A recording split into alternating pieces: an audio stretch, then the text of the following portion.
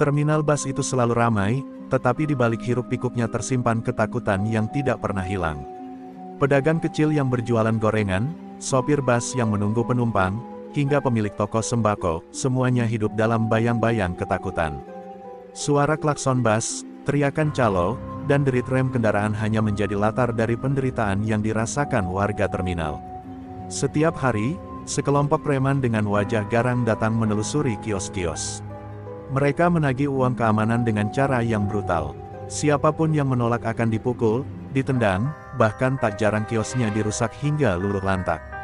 Terminal yang seharusnya menjadi pusat rezeki, berubah seperti ladang penderitaan. Tak ada satupun warga yang berani melawan.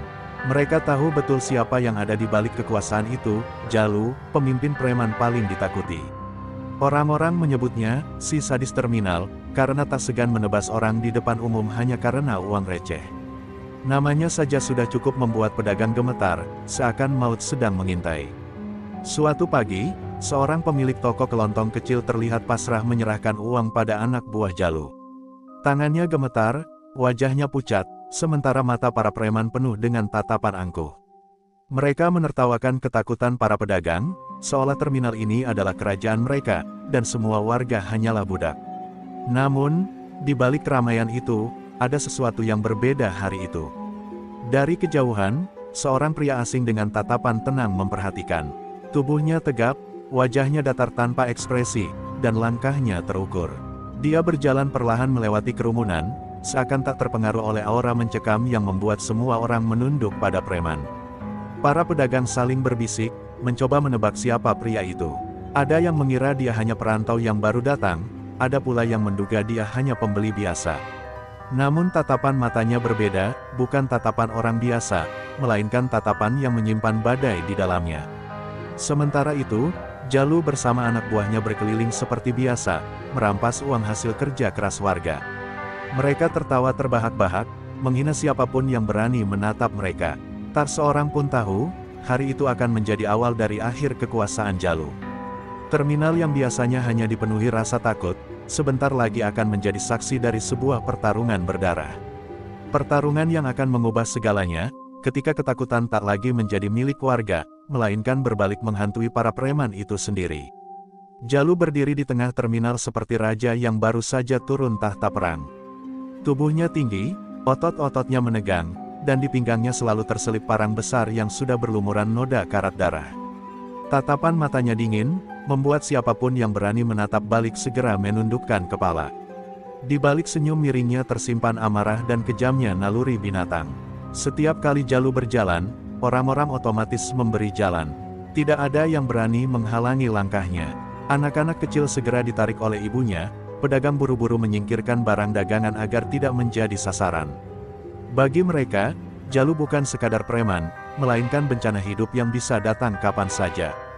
Kisah tentang kekejamannya sudah melegenda. Pernah suatu kali seorang sopir bus menolak membayar karena merasa sudah terlalu sering dipalak. Hanya dengan sekali tebasan, Jalu menggoreskan parang ke lengannya hingga hampir putus. Sejak saat itu, tak ada lagi sopir yang berani membangkang. Cerita itu terus diceritakan dari mulut ke mulut, semakin menebarkan teror di terminal. Anak buah Jalu pun bertindak seolah mereka kebal hukum. Mereka bisa memukuli siapa saja, merampas dagangan, bahkan menggoda perempuan seenaknya tanpa ada yang berani menegur. Semua itu terjadi di siang bolong, di depan warga. Namun tidak pernah ada satupun tangan hukum yang berani campur tangan. Terminal ini seolah sudah menjadi milik Jalu sepenuhnya. Namun hari itu terasa berbeda. Jalu baru saja menamparkan seorang pedagang yang kurang setorannya, ketika pandangannya menangkap sosok asing yang berjalan tenang melewati kerumunan. Pria itu tidak menunduk, tidak juga menyingkir seperti warga lain. Ia hanya berjalan lurus, menatap Jalu tanpa gentar, seolah ketakutan tidak pernah lahir dalam dirinya. Jalu menghentikan langkahnya, senyumnya melebar, tapi senyum itu lebih mirip ancaman daripada keramahan. Ia menyipitkan mata, lalu berkata dengan suara berat yang membuat udara terasa lebih pekat. "Hei, orang baru, kau tidak tahu di mana kau berpijak." Hah. Kerumunan mendadak terdiam. Semua mata tertuju pada pria asing itu. Warga menahan napas, takut jika orang itu salah bicara, maka darah akan segera tumpah. Mereka tahu betul, siapapun yang menantang Jalu, tak akan pulang dengan tubuh utuh. Namun pria asing itu hanya berhenti sejenak, menatap Jalu lurus ke mata, sebelum melanjutkan langkahnya. Tanpa kata, tanpa ragu. Dan dalam sekejap, terminal yang biasanya dikuasai teriakan preman, kini berubah menjadi hening menegangkan, seperti detik-detik sebelum badai menghantam. Siang itu matahari terasa lebih terik dari biasanya. Terminal semakin ramai oleh hiruk-pikuk penumpang dan pedagang, tapi suasana tegang belum mereda sejak Jalu menatap pria asing itu. Seakan semua orang menunggu, apakah pria misterius itu akan menjadi korban berikutnya atau justru menyalakan api perlawanan. Jalu melanjutkan langkahnya, diikuti puluhan anak buah yang setia. Mereka berhenti di depan sebuah toko kelontong sederhana di pojok terminal, toko kecil yang selama ini bertahan dengan susah payah meski selalu diperas. Pemiliknya, pria asing tadi, berdiri di depan pintu dengan wajah dingin, seakan sudah tahu siapa yang akan datang menagih. Anak buah Jalu maju lebih dulu. Dengan kasar, ia menghantam meja kayu toko hingga berguncang, lalu berkata lantang agar semua orang mendengar. "Uang keamanan, cepat keluarkan. Kalau tidak, toko reyotmu ini hancur sekarang juga." Pemilik toko itu tidak bergerak. Matanya tetap menatap lurus ke arah Jalu, bukan ke anak buahnya. Senyumnya samar, tapi dingin, seolah menantang. Hanya dengan tatapan itu saja, beberapa warga yang melihat merasa bulu kuduk mereka berdiri. Ada sesuatu yang berbeda dari pria ini, ketenangan yang terlalu menusuk untuk disebut keberanian biasa. Jalu maju selangkah, tangannya meraih gagang parang di pinggang. Ia merasa diremehkan, dan baginya itu adalah penghinaan yang tak bisa dibiarkan. Terminal hening, hanya terdengar suara langkah Jalu yang berat mendekat. "Kau orang baru ya, di sini, semua tunduk padaku. Termasuk kau. Jadi jangan coba-coba sok berani, atau aku sendiri yang akan menebasmu." Namun pria toko itu akhirnya membuka suara. Suaranya tenang, datar, tapi setiap kata terasa seperti pisau yang menusuk ke dada semua orang yang mendengarnya. "Aku tidak memberi uang pada sampah." Kerumunan sontak membeku. Beberapa pedagang bahkan menutup mulut mereka agar tidak bersuara. Itu adalah kalimat terlarang, kata-kata yang tak seorang pun berani ucapkan di depan Jalu. Sang raja preman mendadak terdiam, lalu tertawa kecil, tapi tawanya bukan tawa bahagia. Itu adalah tawa yang mengerikan, tawa seorang algojo yang baru saja menemukan alasan untuk menumpahkan darah. Hari itu, terminal bus bukan lagi sekadar tempat persinggahan. Ia berubah menjadi panggung ketegangan, tempat dua dunia berbeda bertemu, dunia ketakutan yang sudah lama menguasai, dan dunia keberanian yang baru saja menyalakan bara. Semua orang tahu, badai besar akan pecah, dan darah mungkin menjadi harga yang harus dibayar. Tawa Jalu terhenti tiba-tiba. Wajahnya berubah, merah padam, urat di lehernya menegang, dan matanya memerah seperti mata hewan buas yang baru saja dipermalukan. Seluruh terminal ikut terdiam, seakan udara di sekitarnya ikut membeku. Semua orang tahu, kata-kata tadi bukan hanya penolakan, tapi sebuah penghinaan yang akan dibayar dengan darah. Anak buah Jalu langsung bereaksi. Beberapa di antaranya menghunus senjata tajam, pisau lipat, rantai besi, bahkan pentungan kayu. Mereka mengelilingi toko kecil itu, siap meratakan bangunan reyot bersama pemiliknya. Warga yang menyaksikan bergegas mundur menjauh, menahan napas sambil menutup mulut agar tidak ikut terseret dalam neraka yang akan segera meledak. Namun pria asing itu masih berdiri di tempatnya. Tubuhnya tegap, wajahnya tetap dingin tanpa sedikit pun rasa takut. Tatapannya lurus pada Jalu, seperti menantang raja preman itu untuk menumpahkan amarahnya. Ketenangan itu justru semakin menyulut kemarahan Jalu yang merasa wibawanya dihina di hadapan semua orang. Dengan geraman penuh benci, Jalu menghempaskan parang besar dari pinggangnya ke atas meja toko. Seketika, kayu meja itu terbelah dua dengan suara keras, serpihan kayu beterbangan ke segala arah. Getaran tebasan itu membuat beberapa warga perempuan menjerit ketakutan, dan anak-anak yang melihat bersembunyi di balik pelukan ibunya. "Kau berani menyebutku sampah?" teriak Jalu dengan suara menggelegar. "Aku adalah raja di terminal ini. Semua tunduk padaku. Kau pikir siapa dirimu? Hah? Kau hanya orang asing yang sebentar lagi akan jadi mayat di bawah kakiku." Suasana menjadi semakin mencekam. Anak buah Jalu maju selangkah, siap menyerang kapan saja, tapi anehnya, pria asing itu tidak bergeming. Ia hanya menghela napas pelan, lalu berkata dengan suara rendah, tenang, tapi terdengar jelas oleh semua orang. Raja yang memalak rakyatnya bukanlah raja, melainkan sampah yang menunggu untuk disapu bersih. Kata-kata itu bagai petir yang menyambar. Jalu tidak lagi mampu menahan amarahnya. Urat-urat tangannya mencengkeram gagang parang, matanya melotot penuh kebencian, dan langkahnya menghentak tanah dengan keras. Semua orang tahu, bentrokan tidak bisa lagi dihindari. Terminal yang selama ini dipenuhi ketakutan, sebentar lagi akan berubah menjadi lautan darah. Jalu sudah tak mampu lagi menahan murka. Dengan langkah berat penuh amarah, ia maju mendekati pria asing itu. Parangnya terangkat tinggi, cahaya matahari siang memantul di bilah besi yang tajam, membuat semua orang yang melihat bergidik ngeri. Suara teriakan warga kecil yang bersembunyi di balik kerumunan membuat suasana semakin mencekam. Dalam sekejap, parang itu dihempaskan ke arah meja toko yang tersisa. Brak. Meja itu pecah berantakan, barang dagangan berhamburan ke tanah. Beberapa botol kaca pecah, isinya tumpah bercampur dengan debu terminal. Semua mata terpaku pada pria asing itu, menunggu reaksinya, apakah ia akan gemetar ketakutan, atau berlutut memohon ampun. Namun yang terjadi justru sebaliknya. Pria asing itu tidak bergeming. Ia berdiri tegak, kedua tangannya masih terlipat di dada, seakan sama sekali tidak terganggu oleh tebasan maut barusan. Tatapannya tetap menusuk ke mata Jalu, tenang dan dingin, membuat bulu kuduk banyak orang merinding tanpa tahu alasannya. "Ini peringatan pertamaku," geram Jalu, suaranya serak namun keras. "Satu kata lagi yang menghina aku, maka aku akan menebas lehermu di depan semua orang ini." Kata-katanya menggema di seluruh terminal, membuat para pedagang semakin ketakutan. Beberapa orang bahkan sudah menutup mata, tidak sanggup melihat darah yang sebentar lagi akan mengalir. Namun pria asing itu malah tersenyum tipis. Ia menundukkan sedikit kepalanya, bukan sebagai bentuk tunduk, tapi seperti seseorang yang menilai lawannya sebelum bergerak. Lalu ia menjawab dengan suara rendah, nyaris berbisik, tapi entah bagaimana terdengar jelas oleh semua orang. "Peringatanmu hanyalah bayangan ketakutanmu sendiri. Kau sudah terlalu lama berkuasa dengan cara kotor. Hari ini, waktumu habis." Kerumunan mendadak bergemuruh kecil.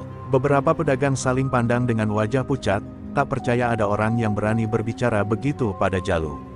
Sementara anak buah Jalu mulai gelisah, sebagian menegang, sebagian lagi justru menyeringai, berharap bisa segera mengeroyok pria asing itu. Jalu mendengus keras, matanya berkilat seperti api. Ia merasa harga dirinya diinjak-injak di depan anak buah dan warga. Dengan tangan yang bergetar menahan amarah, ia mengangkat kembali parangnya, kali ini dengan tujuan yang jelas, bukan meja, bukan barang dagangan, tapi leher pria asing itu.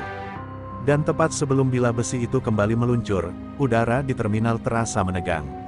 Semua orang menahan napas. Mereka tahu, sebentar lagi sejarah baru akan tercipta, entah pria asing itu akan tewas terbelah, atau sebaliknya, Jalu sang raja preman yang akan jatuh dari tahtanya. Parang Jalu meluncur deras, membelah udara dengan suara mendesis. Semua orang menahan napas, beberapa wanita menjerit histeris, yakin bahwa kepala pria asing itu akan terbelah dalam sekejap. Namun sesuatu yang tak pernah mereka bayangkan terjadi, dengan gerakan secepat kilat, tangan pria itu terangkat, dan dalam sekali tangkapan, bilah parang Jalu terhenti di udara. Suara benturan besi dengan telapak tangan terdengar nyaring, membuat semua orang membelalak. Bagaimana mungkin seseorang berani, bahkan mampu, menghentikan tebasan Jalu dengan tangan kosong? Terminal mendadak senyap, hanya suara napas tercekat warga yang terdengar di sela-sela keheningan. Wajah Jalu memerah, urat di pelipisnya menegang. Ia berusaha mendorong parangnya agar terus menebas, tapi tangan pria itu tak bergeming sedikit pun, seakan menggenggam baja yang mustahil dipatahkan. Tatapan mata pria asing itu tetap dingin, menusuk, seolah sedang berkata, "Kekuasaanmu berakhir di sini." Salah satu anak buah Jalu, yang tak tahan melihat pemimpinnya dipermalukan, langsung maju dengan rantai besi. Ia mengayunkannya ke arah kepala pria asing itu dengan niat menghancurkan. Tapi lagi-lagi, gerakan yang nyaris tak terlihat membuat semua orang terperanjat. Tangan kiri pria asing itu bergerak, menangkap rantai, lalu sekali hentakan keras, tubuh preman itu terlempar ke udara. Tubuh si preman menghantam keras aspal terminal dengan suara gedebuk yang membuat jantung semua orang berdegup kencang. Rantai besi terlepas dari tangannya, tulang bahunya patah, mulutnya memuntahkan darah segar. Dia meraung kesakitan, menggeliat tak berdaya di tanah. Itu adalah pertama kalinya, dalam waktu yang lama, warga melihat preman tumbang di depan mata mereka. Kerumunan spontan bergemuruh. Ada yang menutup mulut, ada yang mundur ketakutan, tapi tak sedikit pula yang menatap dengan mata berbinar, seakan secercah harapan akhirnya muncul di terminal terkutuk itu. Mereka sadar, pria asing ini bukan orang biasa. Namun bagi Jalu, kejadian itu adalah tamparan besar di depan anak buahnya. "Bajingan!" teriaknya, wajahnya semakin beringas. Tangannya mencengkeram kuat parangnya, siap menebas lagi dengan amarah yang lebih mematikan.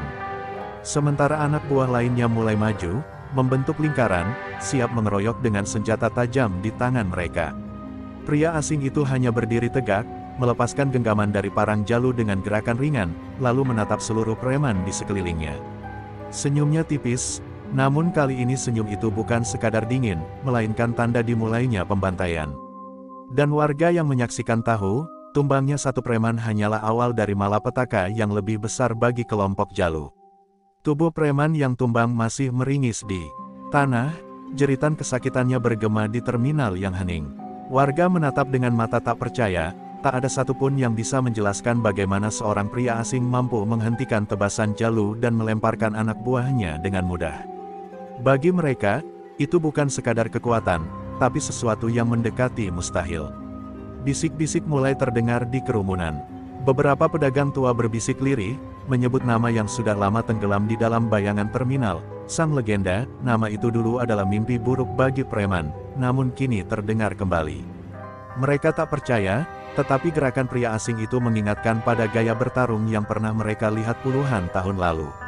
Seorang kakek pedagang rokok menatap lekat-lekat pria asing itu, lalu bergumam dengan suara bergetar, itu gaya tempur khas didikan sang legenda. "Tak mungkin aku salah lihat, dia pasti muridnya." Bisikan itu cepat menyebar, membuat warga yang tadinya ketakutan kini dipenuhi rasa penasaran sekaligus harapan. Jalu yang mendengar bisikan itu semakin murka. Ia berteriak keras, "Jangan samakan sampah ini dengan sang legenda. Aku sudah membunuh banyak orang, dan tak ada satupun yang bisa melawanku. Kalau dia memang murid legenda, maka hari ini aku akan memenggal kepalanya, dan membuktikan siapa penguasa terminal sesungguhnya." Namun kata-kata Jalu justru membuat pria asing itu menoleh perlahan, menatapnya dengan mata yang begitu tajam, menusuk hingga ke dasar jiwa.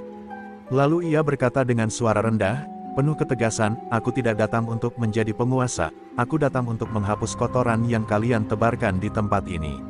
Anak buah Jalu mulai gelisah. Beberapa dari mereka saling pandang, bahkan ada yang mundur setengah langkah. Mereka tahu betul cerita lama tentang sang legenda, sosok yang dulu membuat seluruh preman di kota ini bertekuk lutut. Jika pria ini benar-benar muridnya, maka melawan berarti menghadapi mesin pembantai yang dilatih untuk tidak mengenal ampun. Sementara itu, warga terminal yang selama ini hidup dalam ketakutan, untuk pertama kalinya merasa ada cahaya kecil di tengah kegelapan. Mereka mulai berani menatap ke arah Jalu dan gengnya, meski masih dengan rasa was-was. Di dalam hati mereka, sebuah doa terucap tanpa suara, semoga pria asing itu benar-benar mampu mengakhiri mimpi buruk yang sudah terlalu lama mereka derita. Dan di tengah hiruk-pikuk bisikan, Jalu kembali mengangkat parangnya tinggi-tinggi, berteriak lantang, "Aku akan membunuhmu di depan semua orang." Dan setelah itu, tidak ada lagi yang berani menyebut nama legenda itu di hadapanku.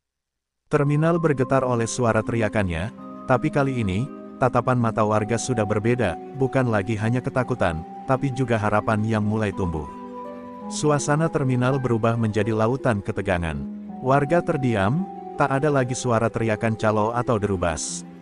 Semua pandangan tertuju pada dua sosok di tengah lingkaran, Jalu dengan parangnya yang berkilat, dan pria asing dengan tubuh tegap yang berdiri tanpa gentar. Udara seolah berat, seperti menunggu ledakan besar yang akan segera pecah. Pria asing itu menghela napas panjang, lalu perlahan menurunkan tangannya yang sejak tadi terlipat di dada. Matanya menajam, wajahnya kehilangan sisa-sisa kelembutan yang mungkin pernah ada. Tubuhnya berubah kaku, otot-ototnya menegang, dan dalam sekejap auranya berubah drastis. Ia bukan lagi sekadar pedagang toko kecil, ia kini tampak seperti mesin pembantai yang baru dihidupkan kembali. Anak buah Jalu yang mengelilingi area itu mulai resah. Ada yang meludah untuk menutupi kegugupannya, ada pula yang menggenggam senjatanya lebih erat. Mereka semua merasakan hal yang sama, hawa dingin yang menusuk tulang, hawa pembunuhan yang murni, lahir dari seseorang yang terlatih untuk menghabisi musuh tanpa ampun. Jangan diam saja, habisi dia, teriak Jalu, mencoba menutupi rasa gentarnya sendiri. Perintah itu segera membuat beberapa anak buahnya maju serentak, menyerbu dengan pisau, rantai, dan pentungan. Derap langkah mereka bergemuruh, seolah banjir manusia akan menenggelamkan pria asing itu. Namun yang terjadi justru di luar akal sehat. Dalam sekejap, tubuh pria asing itu bergerak lincah, cepat, dan mematikan. Setiap serangan yang datang ditangkis dengan presisi mengerikan. Satu orang dipukul hingga rahangnya patah, yang lain dihantam keras ke tanah hingga tak sadarkan diri, sementara seorang lagi terpelanting dengan tulang lengan remuk. Gerakannya bagaikan badai yang menyapu tanpa meninggalkan celah. Warga yang menyaksikan ternganga. Mereka tak pernah melihat pertarungan seperti itu sebelumnya, teratur, cepat, dan brutal. Tidak ada gerakan sia-sia, tidak ada belas kasihan. Setiap langkahnya adalah kematian, setiap tangannya adalah palu godam yang meremukkan tubuh lawannya. Seakan-akan ia benar-benar dilahirkan untuk membantai. Sementara itu, Jalu semakin gelisah. Setiap anak buah yang ia andalkan jatuh satu persatu, tubuh mereka berserakan di tanah seperti sampah. Suara jeritan dan retakan tulang bercampur menjadi musik kematian yang menyeramkan. Namun di balik semua itu, warga merasakan sesuatu yang tak pernah mereka rasakan sebelumnya, keberanian. Mereka mulai percaya bahwa mimpi buruk bernama Jalu akhirnya bisa berakhir. Pria asing itu berhenti sejenak, menatap Jalu dengan mata berkilat tajam.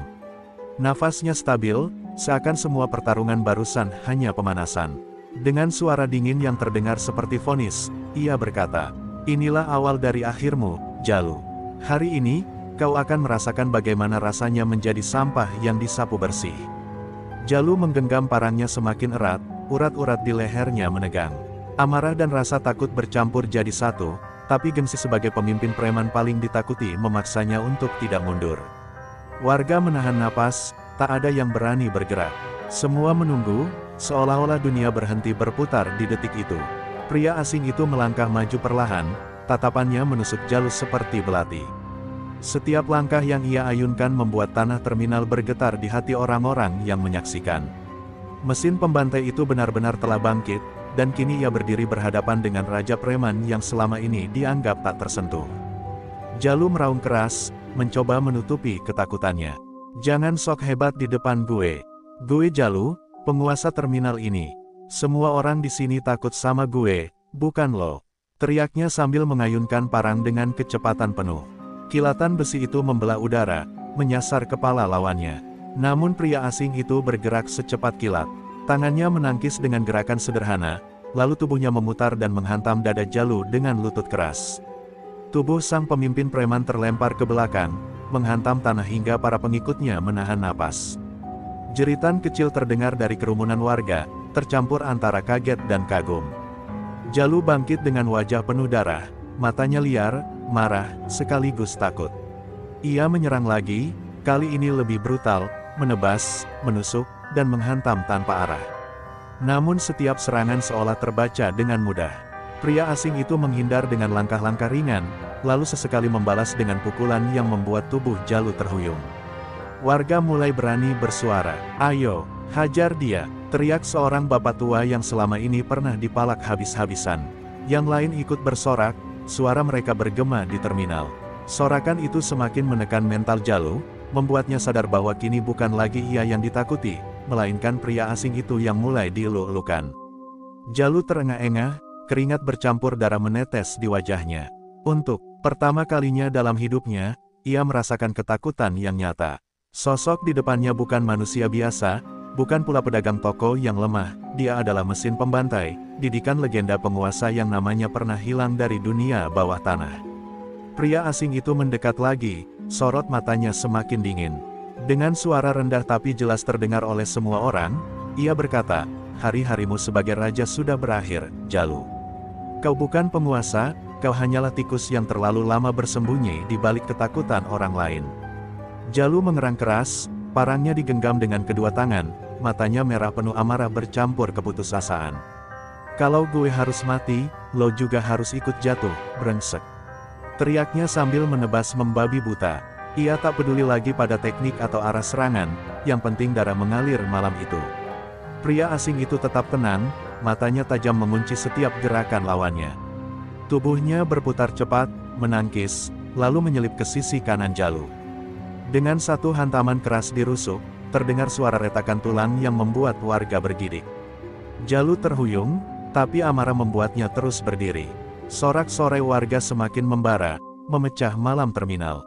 "Hajar dia, jangan kasih ampun," teriak seorang pemuda yang dulu sering dipalak Jalu. Dukungan itu menyalakan api di dada pria asing itu, membuat gerakannya semakin buas, tapi tetap presisi.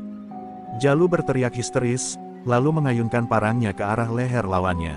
Kilatan besi itu nyaris memutuskan nyawa, namun pria asing itu menunduk cepat, meraih tangan Jalu, lalu memelintirnya dengan tenaga luar biasa. Parang terlepas, berputar di udara, dan jatuh menghantam tanah dengan dentuman logam yang memekakkan telinga. Warga serentak bersorak. Beberapa ada yang menangis lega, tak percaya bahwa senjata yang selama ini menjadi simbol kekejaman Jalu kini tak lagi berada di tangannya. Jalu terhuyung, napasnya megap-megap, tangannya gemetar tak berdaya. Pria asing itu mendekat perlahan, suaranya berat dan bergema. "Dulu guruku mengajarkan satu hal, jangan pernah biarkan iblis bersarang di tengah manusia. Malam ini, iblis itu adalah kau, Jalu." Kata-kata itu menusuk jantung pemimpin preman itu lebih tajam dari pedang manapun. Dengan satu gerakan cepat, pria asing itu menendang dada Jalu begitu keras hingga tubuhnya terhempas ke belakang, menghantam tiang terminal. Jeritan kesakitan terdengar, lalu tubuh Jalu merosot perlahan ke tanah. Warga terdiam, menahan napas, menunggu apakah raja preman itu masih bernyawa. Namun Jalu masih membuka mata, meski redup. Ia menatap pria asing itu dengan ketakutan yang tak pernah ia rasakan sebelumnya. Malam itu, ia sadar kekuasaannya telah berakhir, dan sang mesin pembantai didikan legenda penguasa kini berdiri sebagai penentu akhir hidupnya. Jalu merangkak pelan, darah mengalir dari sudut bibirnya, matanya liar mencari sesuatu untuk dijadikan senjata. Tapi di sekelilingnya hanya ada batu, debu terminal, dan tatapan warga yang kini bukan lagi ketakutan, melainkan kebencian murni. Ia menggeram, mencoba berdiri meski tubuhnya sudah tak sanggup menopang berat sendiri. Pria asing itu melangkah maju, setiap langkahnya berat bagai dentuman genderang perang. Suara sepatunya menghantam tanah membuat warga yang menyaksikan menelan ludah, menunggu akhir yang mereka nanti bertahun-tahun lamanya. "Kekuasaanmu berakhir di sini, Jalu," ucapnya dingin, nyaris tanpa emosi. Jalu menjerit, entah karena sakit atau putus asa, lalu menubruk ke depan dengan sisa tenaga terakhirnya. Namun satu hantaman lutut pria asing itu menghantam wajahnya dengan keras. Tulang hidung Jalu patah, darah muncrat membasahi tanah. Tubuhnya jatuh tersungkur, tak lagi mampu bangkit. Sorak-sorai warga meledak bagai badai. Ada yang bertepuk tangan, ada yang menangis lega. Bahkan beberapa berteriak histeris, "Hidup kebebasan. Terminal ini akhirnya bebas dari preman." Suara-suara itu menggema, membuat malam terminal terasa seperti pesta kemenangan. Pria asing itu berdiri di atas tubuh Jalu yang sudah tak bergerak, matanya menatap seluruh warga. "Kalian saksi, malam ini bukan sekadar jatuhnya seorang preman. Malam ini awal baru, tak ada lagi pemalakan, tak ada lagi penindasan." Ucapannya singkat, tapi menghantam hati mereka yang mendengar. Beberapa preman sisa yang melihat dari kejauhan langsung lari terbirit-birit, meninggalkan terminal tanpa menoleh ke belakang.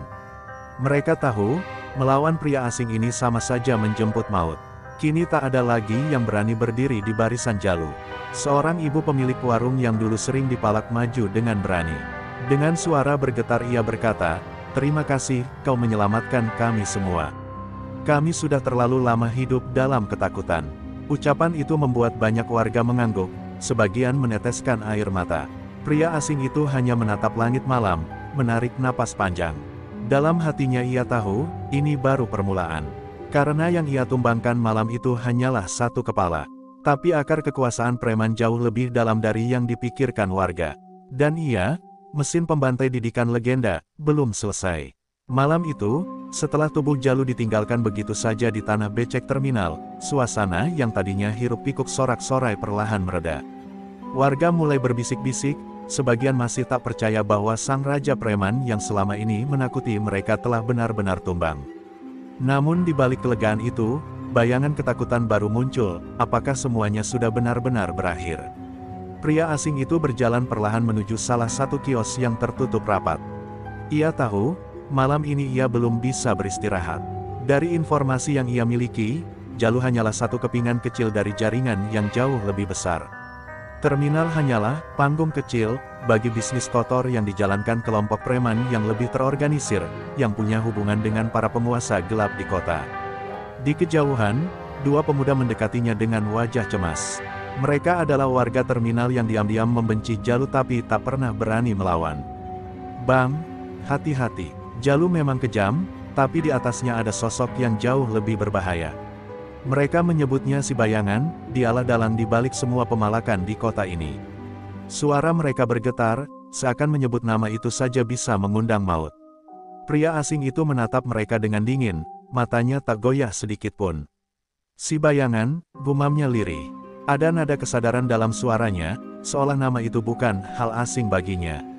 Warga saling pandang, heran melihat ekspresi wajahnya yang tak sekadar terkejut, tapi juga penuh dengan ingatan lama yang kelam. Terminal kembali riuh ketika kabar menyebar bahwa Jalu hanyalah pion. Orang-orang mulai ketakutan lagi, sebagian bahkan menutup kios dan bergegas pulang meski larut malam. Mereka takut balas dendam, takut jaringan besar itu akan datang menghukum siapa saja yang terlibat menyaksikan malam kejatuhan Jalu. Namun pria asing itu berdiri tegak di tengah terminal yang mulai sepi, membiarkan angin malam menerpa wajahnya. Ia teringat pesan gurunya, sang legenda penguasa yang mendidiknya menjadi mesin pembantai, jangan pernah berhenti di akar yang kecil. Tebas sampai ke batangnya, hingga tak ada lagi bayangan yang menindas rakyat. Kata-kata itu kini menggema di kepalanya, membakar tekadnya. Dalam hening malam, ia menyalakan sebatang rokok dan menatap ke arah gedung tua di ujung terminal, tempat yang dulu sering disebut sebagai markas rahasia para preman tingkat atas. Matanya menyipit, penuh determinasi. Ia tahu, langkahnya malam ini baru pintu gerbang menuju pertempuran yang jauh lebih berdarah. Dan di balik kegelapan, seseorang sedang mengamati dari kejauhan. Sosok bertubuh besar dengan wajah tersembunyi bayangan lampu jalan, hanya terlihat seulas senyum tipis. Dialah si Bayangan. Ia sudah tahu apa yang terjadi malam ini, dan ia menunggu mesin pembantai itu datang menebas, agar pertempuran dua monster segera dimulai. Langkah pria asing itu terhenti di depan gedung tua yang disebut-sebut sebagai markas para preman kelas atas. Bangunannya gelap, kusam, dengan jendela-jendela pecah yang seperti mata iblis mengawasi setiap orang yang lewat.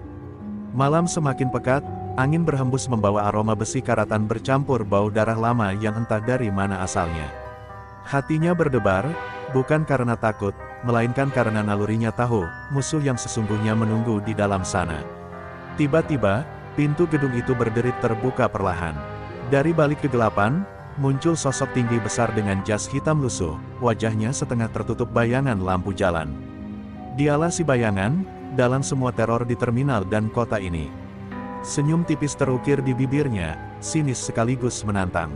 Aku sudah dengar kabar tentangmu, mesin pembantai yang kini turun dari singgasananya. Jadi, kau ingin menebas sampai ke batangnya, iya. Suaranya berat, menggetarkan udara malam. Pria asing itu tak menjawab. Ia hanya membuang puntung rokok ke tanah dan menginjaknya perlahan. Tatapannya tajam, menusuk, penuh kebencian yang tersimpan lama. Sejenak, ingatan masa lalunya muncul, saat ia masih menjadi murid. Ia pernah mendengar tentang si Bayangan, salah satu lawan besar gurunya yang dulu lolos dari maut. Kini, takdir mempertemukan mereka. Keheningan malam pecah ketika puluhan anak buah si Bayangan keluar dari balik gedung, mengurung pria asing itu dari segala sisi. Mereka bersenjata lengkap besi, parang, hingga senjata api rakitan. Namun pria asing itu hanya berdiri tegak, tubuhnya sama sekali tak gentar. Satu persatu kalian akan jatuh. Dan kau, ia menatap lurus ke arah si Bayangan, akan kuakhiri malam ini juga. Suara tawa keras menggema dari dalam gedung. Si Bayangan mengangkat tangannya, memberi aba-aba, dan puluhan preman langsung menyerbu. Dalam sekejap, suasana berubah menjadi ladang pertempuran. Jeritan, suara logam beradu, dan dentuman keras memenuhi udara. Pria asing itu bergerak bagaikan bayangan yang lain, cepat, kejam, dan tanpa ampun. Namun setiap preman yang tumbang hanya membuat si Bayangan semakin tersenyum. Ia seperti sedang menunggu, menikmati tontonan berdarah itu. Bagus, sangat bagus. Kau memang pewaris sejati gurumu, katanya pelan, seolah yakin bahwa pertarungan sesungguhnya belum dimulai. Ada aura mengerikan di sekeliling tubuhnya, membuat siapapun yang melihatnya merasa seolah menghadapi sosok iblis yang nyata. Hanya dalam beberapa menit, puluhan tubuh tergeletak di tanah, berlumur darah. Terminal dan gedung tua itu kini seperti neraka. Nafas pria asing mulai berat, namun matanya tetap fokus pada satu tujuan, menebas dalang dari semua ini. Ia melangkah maju, menatap langsung ke wajah si bayangan. Dua monster yang sama-sama lahir dari kegelapan kini saling berhadapan. Udara terasa berhenti, waktu seolah membeku. Pertempuran sesungguhnya akan segera dimulai, bukan sekadar tentang balas dendam atau kekuasaan, tapi tentang siapa yang akan menjadi bayangan terakhir di dunia gelap terminal ini. Sunyi kembali menguasai malam setelah semua anak buah si bayangan berjatuhan. Hanya suara angin yang mendesir dan tetesan darah yang menetes di lantai gedung tua itu. Pria asing berdiri tegak, tubuhnya penuh luka tapi matanya menyala, tak sedikit pun gentar. Sementara di depannya, si bayangan perlahan melepas jas hitamnya, menyingkap tubuh penuh bekas luka lama, luka dari pertarungan yang tak pernah selesai di masa lalu. Sekarang hanya kau dan aku, kata si bayangan dengan suara serak yang menggema. Tangannya mengepal, dan aura gelap memancar dari tubuhnya, seperti iblis yang haus darah. Aku sudah menunggu momen ini selama bertahun-tahun. Malam ini, sejarah akan mencatat siapa bayangan terakhir yang berdiri. Pria asing tidak menjawab, ia hanya menurunkan kuda-kudanya, napasnya diatur dalam-dalam. Dalam benaknya, ia teringat wajah gurunya, yang dulu selalu memperingatkan bahwa si bayangan adalah musuh paling berbahaya, pria yang hidup hanya untuk menguasai kegelapan. Guruku, malam ini aku akan menutup semua luka lama, bisiknya pelan, lalu melesat maju.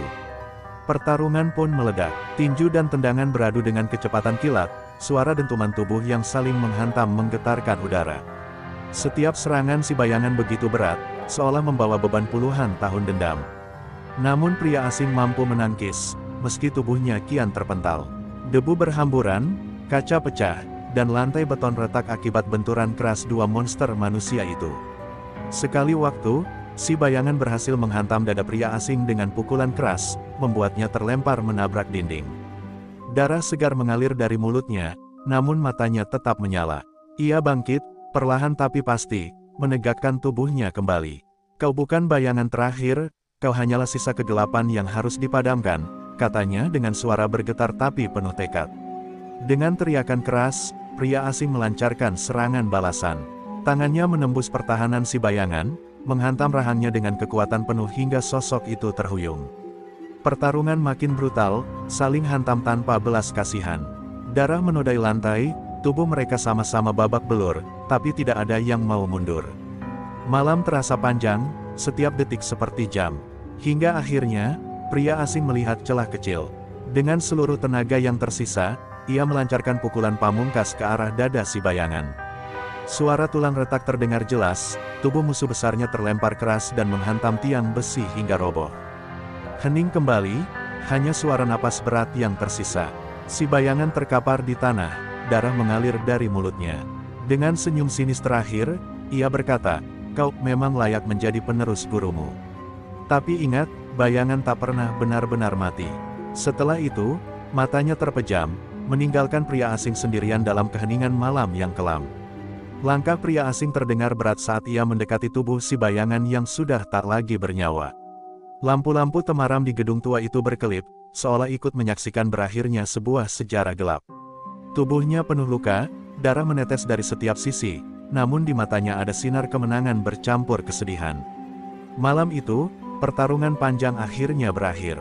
Ia berdiri diam beberapa saat, menatap musuh besarnya yang kini hanya menjadi bagian dari masa lalu.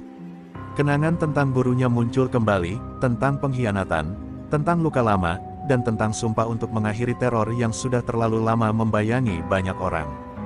"Guru, akhirnya aku menepati janjiku. Bayangan terakhir telah runtuh," bisiknya lirih. Hening begitu pekat, hanya angin yang berhembus menembus jendela pecah.